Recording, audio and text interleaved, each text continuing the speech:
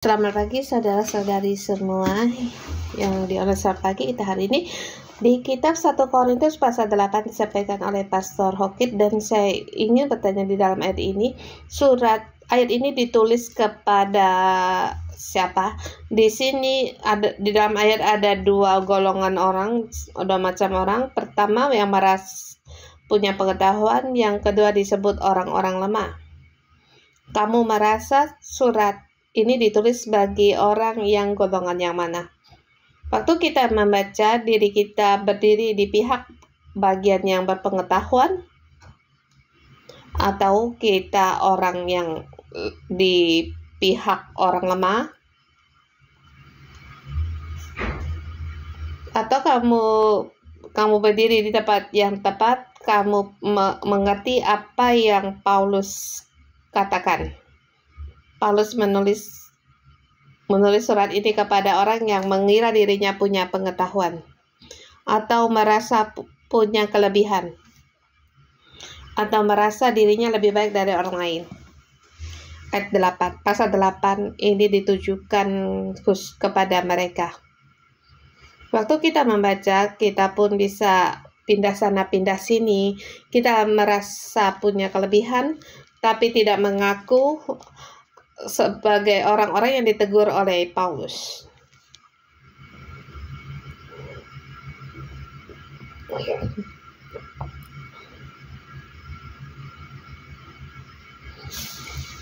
Saya akan membahas pasal ini dari ayat 7 sampai dengan 13. Situasi dari gereja. Ada orang-orang yang bagian punya kelebihan, yang merasa lebih kuat dari orang lain, dan juga merasa punya pengetahuan dan merasa dirinya punya kebebasan. Di dalam Kristus apapun ia dapat lakukan. Paulus berkata, aku hendak menulis surat ini untukmu. Kemudian ayat 1 sampai dengan 6. Ini baru dasar dari kebenaran mengapa Paulus harus berkata demikian. Dan Paulus bukan untuk menyusahkan orang-orang yang merasa punya pengetahuan ini. Tetapi Paulus berkata dengan jelas yang kita tahu. Sesungguhnya banyak hal yang tidak kita ketahui. Kita semua orang perlu merendahkan diri di hadapan Allah. Saya mulai dari ayat 7 sampai dengan 13. Dengan tema mengasihi sesama melampaui aku benar, kamu salah.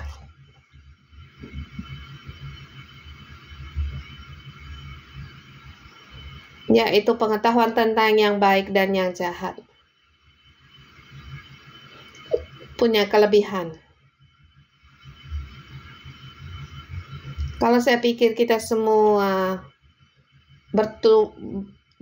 masa pertumbuhan kita selalu untuk bergumul dengan tidak percaya diri, pada suatu hari akhirnya kamu keluar dari kegelapan ini,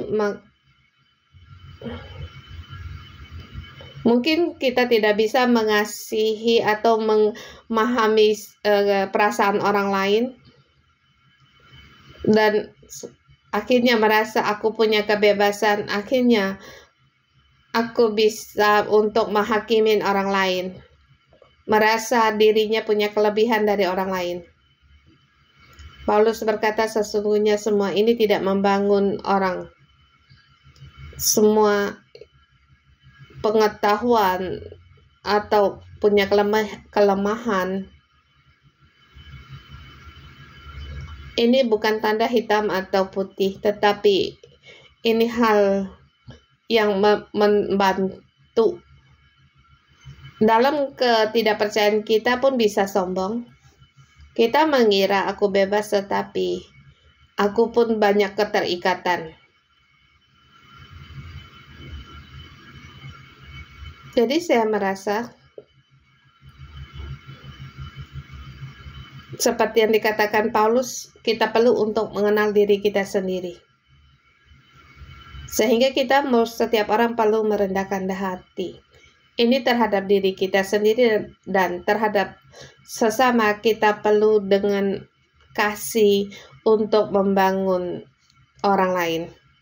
Kita harus melepaskan kesombongan kita, penilaian kita yang tinggi, atau penilaian diri yang sangat rendah. Yang satu melebihi atau yang satu tidak percaya diri. Ayat 7 sampai dengan 13. Di sini dikatakan, tetapi bukan semua orang yang mempunyai pengetahuan itu. Apakah itu pengetahuan? Seperti yang dikatakan di ayat 1 sampai dengan 6, nanti kita akan kembali membahaskan hal ini.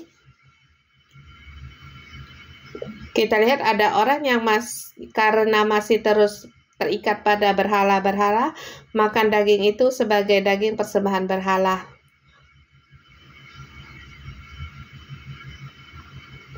Oleh karena hati nurani mereka lemah, hati nurani mereka itu dinodai olehnya. Pertama dikatakan golongannya pertama, mereka yang kebiasaan menyembah berhala, dan orang yang biasa menyembah berhala dibagi dalam dua golongan. Dengan latar belakang penyembahan belakang, mereka percaya Tuhan. Pertama, yang hati nurani mereka yang peka.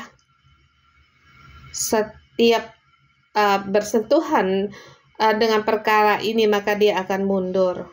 Menghadapi perkara ini mereka akan mundur, dan mereka pasti tidak akan makan daging persembahan berhala, sebab sudah kebiasaan. Dulu mereka penyembah berhala, tetapi sekarang percaya Tuhan, mereka tahu untuk tidak makan.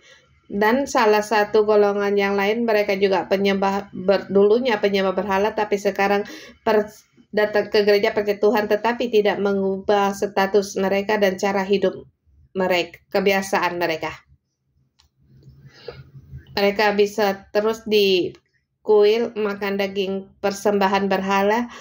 Ini seperti mempunyai kelebihan dalam status mereka. Bahkan di dalam kuil mereka memuaskan diri sendiri sebagai ungkapan kebebasan mereka. Bagi orang-orang ini yang percaya Yesus, mereka masih punya pikiran yang lain.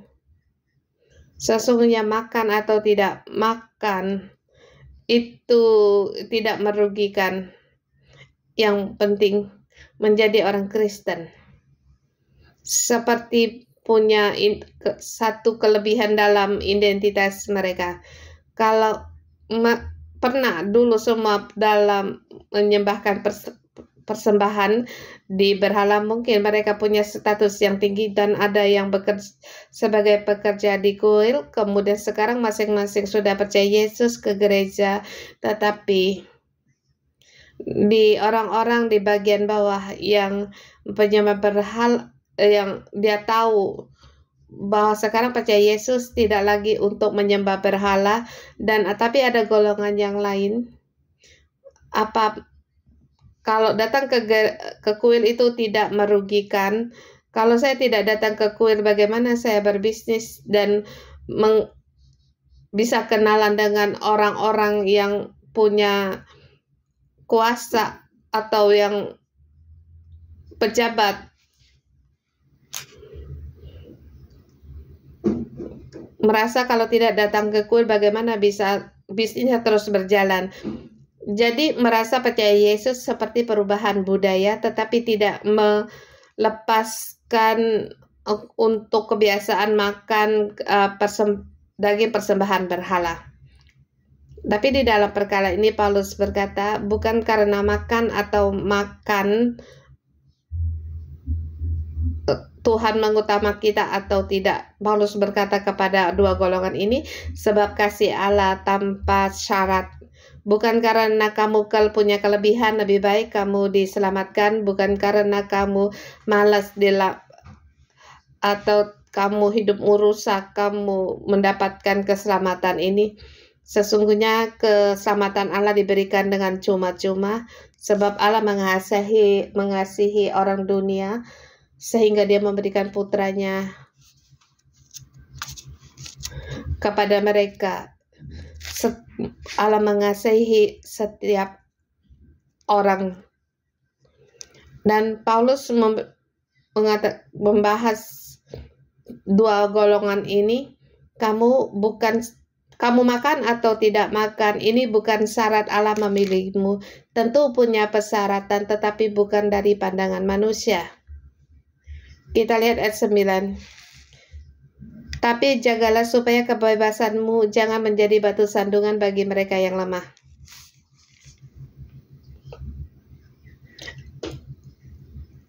Ada orang yang lagi mereka berhenti untuk minum arak, tapi ada sebagian orang minum arak tidak merugikan dan mari bersama untuk berebut minum. Tapi orang yang berhenti minum arak itu, maka dia tersandung, maka dia pun terjatuh. Mungkin ada orang yang bersumpah 100 kali, aku tidak akan lagi ke kuil. Saya tidak akan lagi ke kuil bahara di situ untuk melacur. Saya bersumpah 100 kali, saya tidak lagi makan daging persembahan berhala. Tapi ada orang yang berkata, itu tidak apa-apa. Ini kebiasaan dalam hubungan dalam masyarakat kita, sehingga menjadi orang yang bersumpah 100 kali itu merupakan satu penderitaan bagi mereka dan mulai meragukan diri mereka sendiri. Ya Tuhan, apakah Engkau ingin aku melakukan demikian? Ayat 10 dikatakan seharusnya bisa menjatuhkan orang lain.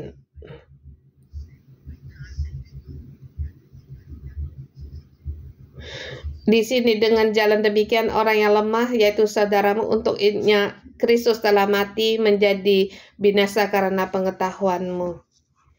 Di sini adakah kita bisa membedakan dalam kepercayaan kita?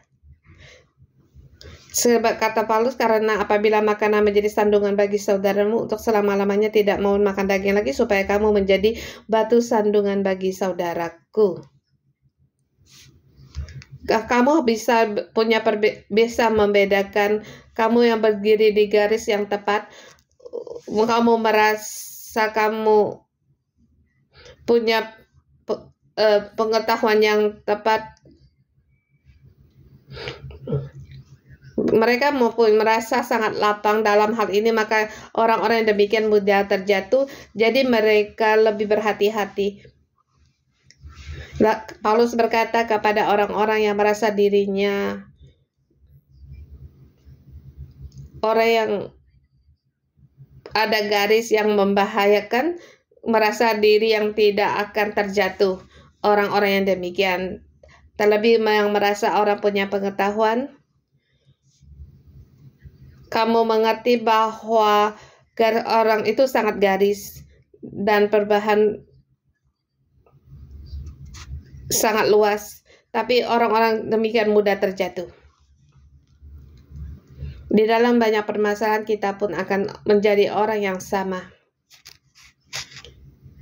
Pada saat kita punya kelebihan, punya kebebasan, pasti aku tidak akan melampaui batas. Tetapi tidak terpikir bagi orang lain, hal itu kamu telah melampaui garis. Sebab dia sangat lapang.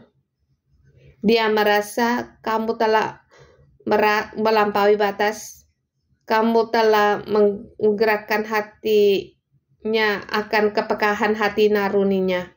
Dan dua golongan ini Paulus berkata, merasa diri yang punya kebebasan, merasa punya pengetahuan sejati, sesungguhnya bagi berhala ini tidak membawa untung apa-apa. Kalau hari ini saya saya tidak menyembah berhala, tapi saya bisa untuk berpesta pora. Bagi orang dalam masyarakat tempat di mana pergi ke tempat mereka di mana makan daging, atau aku tidak akan lagi ke tempat pelacuran, tapi saya terus pergi ke kuil itu. Sebab ini adalah tempat saya membaur dalam masyarakat. Tapi bagi orang yang menyembah sangat lihai, sekarang dia telah menjadi orang Kristen. Bagi mereka bahkan tidak seharusnya masuk ke kuil dan tidak seharusnya makan daging persembahan berhala itu, maka hatinya pun mulai tergerak. Ada orang berkata, bagaimana kamu memberikan kebebasan, bahkan akan mengatai mereka, mungkin berkata mereka tidak tahu apa-apa, jadi orang tidak bisa membelok terlalu keras, tidak bisa menjadi orang. Paulus berkata, kamu telah menyakiti hati mereka dan pengetahuan mereka dan berdosa pada mereka. Selain itu juga kamu berdosa pada Kristus, sebab Kristus telah dengan harga mahal menebusnya. Keselamatan yang cuma-cuma, tetapi karena Yesus telah membayar harga dengan keselamatan ini dengan harga yang mahal. Kristus telah mengorbankannya bagi kita setiap orang, telah membayarnya untuk kita setiap orang. Tapi karena makan daging persembahan saudara kita terjatuh, atau karena alasan yang lain menjadikan sandungan bagi orang lain, maka Paulus berkata kita berdosa pada Kristus yang telah membayar harga, Tuhan yang telah membayar harga kepadanya. Maka Paulus berkata, apabila makanan menjadi sandungan bagi saudaraku, aku untuk selamanya tidak akan makan daging lagi. Ini satu tindakan kasih untuk membuat satu pagar, agar jangan sampai aku menjadi batu sandungan bagi orang lain. Kita kembali tentang pengetahuan sejati. Kita lihat ayat 1 sampai dengan 3. Tentang daging persembahan berhala itu kita tahu, kita semua mempunyai pengetahuan yang demikian membuat orang menjadi sombong, tetapi kasih membangun. Apa itu pengetahuan? Pengetahuan itu sebenarnya satu hal yang sia-sia apapun, dan itu kepercayaan bagi jiwa seseorang tidak mempunyai kuasa, tetapi oleh karena itu dia bisa menyombongkan diri, merasa dirinya telah mengerti, telah paham segalanya.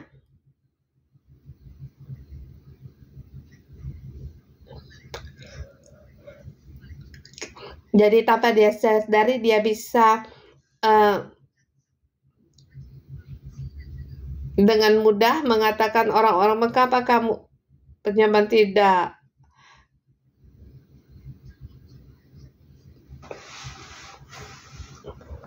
Karena penyembahan terlalu peka. Tapi semua ini menjadikan satu kesombongan, bukan membangun. Hanya untuk membela diri. Dola ayat berikutnya saya suka. Jika ada seorang menyangka bahwa ia mempunyai sesuatu pengetahuan, maka ia belum juga mencapai pengetahuan sebagaimana yang harus dicapainya. Ini dalam pengetahuan secara kristologi sangat penting. Menurut kita, penyembahan berhala, Allah yang Esa, pengetahuan ini menyembah Allah yang Esa, kita mengira kita tahu. Sesungguhnya banyak hal yang tidak kita ketahui. Kita mengira kita sudah tahu, hanya oleh karena kita tidak tahu apa yang kita tidak tahu. Seperti kita akan mengejar Allah, mengikuti Allah. Saya telah mengikuti bertahun-tahun. Saya merasa sangat kenal akan Allah. Tapi sesungguhnya ini semua tanpa batas. Waktu kamu mengikuti, maka kamu akan lebih dalam lagi. Sampai suatu poin kamu kembali melihat. Baru tahu dulu betapa bodohnya. Merasa dulu sepertinya sangat mengasihi Tuhan. Setiap orang dalam kebodohannya mengira diri sangat mengasihi Tuhan. Sebab kalau kamu harus sampai ke tahap berikutnya, melihat kehidupan yang lalu, kamu baru dapat merasakan akan kekurangan diri sendiri. Tapi kalau kamu belum sampai di tahap itu, kamu merasa jiwamu juga sudah cukup tinggi, pengetahuanmu tentang ajaran juga sangat banyak. Tidak tahu akan keterbatasan sendiri, sampai pada kamu pada suatu batas atau batas yang baru, pengenalmu terhadap Allah, rasa takut akan Allah dan kebebasan, maka kamu terhadap dirimu yang lama kamu hanya geleng-geleng kepala. Tetapi kalau kita tidak bisa melewati tahap untuk berikutnya, kita datang ke gereja satu-satu sangat baik, melayani di sini sangat baik, sebab kita belum sampai kepada tahap berikutnya. Dan saya sangat senang pada gereja kita, sebab kita terus-menerus di gereja diperbaharui.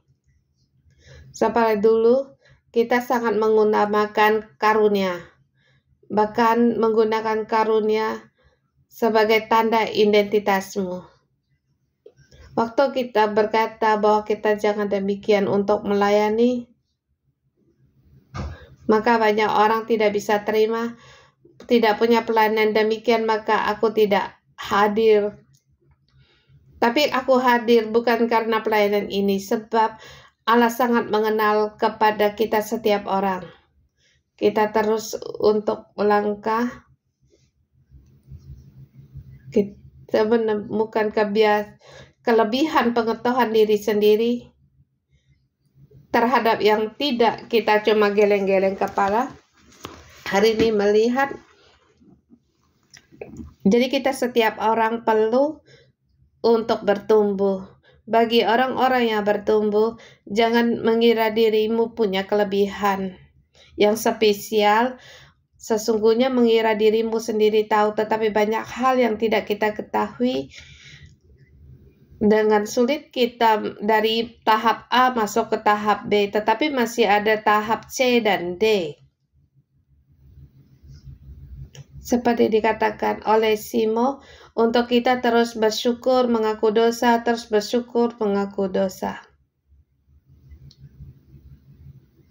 Pada saat kita kembali melihat, baru kita mengerti kehendak Allah. Maka di ayat ketiga dikatakan, tetapi orang yang mengasihi Allah, ia dikenal oleh Allah. Di ayat ketiga ini untuk merangkupi ayat kedua. Apakah aku selalu merasa selalu tidak puas, tidak aman? Di sini berkata itu tidak apa-apa. Baik kamu di tahap A, B, C, D, yang terpenting hanya Allah mengenalmu. Jadi kamu bisa teguh di dalam Allah. Tapi teguh di dalam Allah bukan berarti kamu puas. Di dalam setiap tahap Allah mengasihimu. Orang-orang yang demikian ia dikenal oleh Allah. Kemudian keempat, kita tahu bahwa Allah kita Esa. Segala berhala itu tidak ada, baik di bumi, di langit, di surga. Begitu banyak Allah, banyak Tuhan, tapi itu bukan hal yang nyata. Kita lihat ayat ke-6 sangat penting. Namun bagi kita hanya ada satu Allah saja, yaitu Bapa. Mengapa Allah disebut Bapa? Ini yang tidak dimiliki oleh berhala, yaitu hubungan sejatimu dengan Dia. Dia bisa menaungi dan melindungimu. Dan lebih penting, Dia mengasihimu. Kamu tahu di dalam hidup seseorang kebanyakan menjadi anak yang hilang untuk membuktikan sendiri mempunyai kemampuan sendiri seperti orang yang tidak mempunyai Allah. Sekarang di dunia banyak orang yang hidup seperti tanpa ayah. Walaupun kedagingannya di rumah dia mempunyai ayah, tetapi ada orang untuk memanggil ayah aja itu satu yang sulit.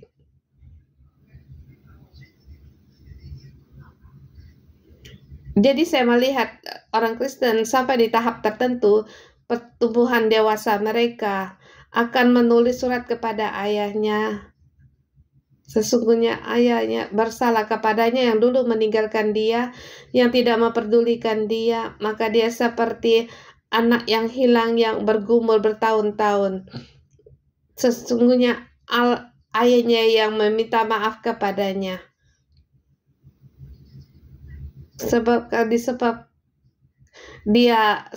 Karena dia hidup seperti tanpa ayah, maka hidupnya tanpa arah. Pada hal yang terpenting dia tidak bisa mengambil keputusan. Ini adalah tanda salah satu orang yang tidak mempunyai ayah. Tapi dia setelah saya dewasa, dia bisa menulis surat kepada ayahnya untuk menyatakan tidak hormat pada dirinya. Dan waktu ayah menerima surat ini, dia sangat kaget, tapi hubungan bisa dipulihkan. Ini orang yang mempunyai ayah, sebab terlebih dahulu dia mempunyai Bapa Surgawi. Saya tahu hanya satu Allah, tetapi dia bukan Allah yang acuh, yang tidak peduli kepada kita. Ada kalanya kita berdoa, kita juga merasakan apa itu berbicara kepada udara. Sesungguhnya kamu dan aku tidak mempunyai hubungan yang sejati ini, hanya kebutuhanmu. Maka kamu bisa berdoa tapi apakah dia menjawabmu? Maka itu satu pertanyaan. Ada seorang menjadi hakim setiap hari berkata tentang yang benar dan yang tidak. Atau sebagian merasakan Allah sebagai polintas, setiap hari memberi tiket kepadamu, kamu hari ini bersalah. Pokoknya tidak dapat melihat Allah itu Bapa, hanya satu Allah yang esa. Saya merasa Paulus mengatakan hal yang dalam satu kata mengeluarkan hal yang tepat. Dikatakan daripadanya berasal segala sesuatunya dan untuk dia kita hidup. Dan akhirnya kita juga menjadi satu di dalam dia.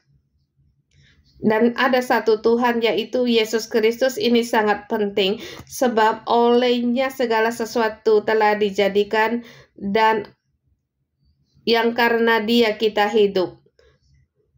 Awal artinya demikian, segala sesuatu berasal dari Allah Bapa. Kita tidak ada orang yang melahirkan diri sendiri. Di dalam perjalanan hidup kita pun tidak selalu sejak kami sendiri. Sebelum kita dilahirkan, Allah sudah tahu akan kehidupan kita. Walaupun kita bisa jalan, bisa membelok-belok, tapi akhirnya kita bisa kembali. Itu dikarenakan oleh karena dia, oleh karena Yesus. Maka kamu bisa kembali, kamu baru bisa menjadi orang yang tidak mempunyai Bapa, mempunyai Bapa. Segala sesuatu oleh karena pengorbanan Yesus Kristus untuk memulihkan hubungan ini, dan segala sesuatunya oleh karena dia dan juga menjadi milik Kristus. Demikian juga kita, oleh karena Kristus kita kembali kepada Allah Bapa. Allah Bapa, dia adalah iya dan amin. Kristus dalam proses kita percaya Kristus, kita masuk dalam proses ini. Bagi permasalahan dalam teologi ini, adakah kamu merasakan kalau soal makan makanan itu hal yang kecil. Jacob melihat apakah itu hal yang kecil. Tapi kita merasa ini makanan kesukaanku, kekenyanganku. Bagi setiap orang itu segalanya bagiku. Seperti ini menyentuh sarafnya. Tapi perkara ini Paulus meletakkan di bagian dalam konsep teologi yang lebih tinggi lagi. Segala sesuatunya oleh karena Dia, dan baru bisa kembali kepada Allah Bapa. Kita di dalam pelindungan Allah Bapa, dan hidup kita di dalam Kristus akan terus diperbaiki. Mungkin kita baru percaya, atau kita di pertengahan, atau kita di bagiannya tinggi, tapi pada saat merasa di tempat yang paling tinggi dan juga dia yang terendah, tapi Allah mengenal kita, Allah mengasihi kita, maka kita bisa tenang untuk melakukan yang untuk agar jangan menjadi sandungan bagi orang lain. Adakah kamu menegur orang mungkin karena makanan atau mabuk atau perkara demonstrasi atau berbagai hal? Pada saat kita membagikan, merasa diri di pihak ini dan orang lain di pihak lain, Paulus berkata ini hal yang kecil. Apa yang dimaksud hal yang besar? Bukan percaya Yesus, memang ini dasarnya, tetapi adakah kamu percaya Yesus untuk membangun orang lain? Merasa diri punya kelebihan, Paulus berkata sesungguhnya kamu itu orang yang rendah, sebab kamu tidak bisa membangun orang lain. Kamu sombong, tinggi hati.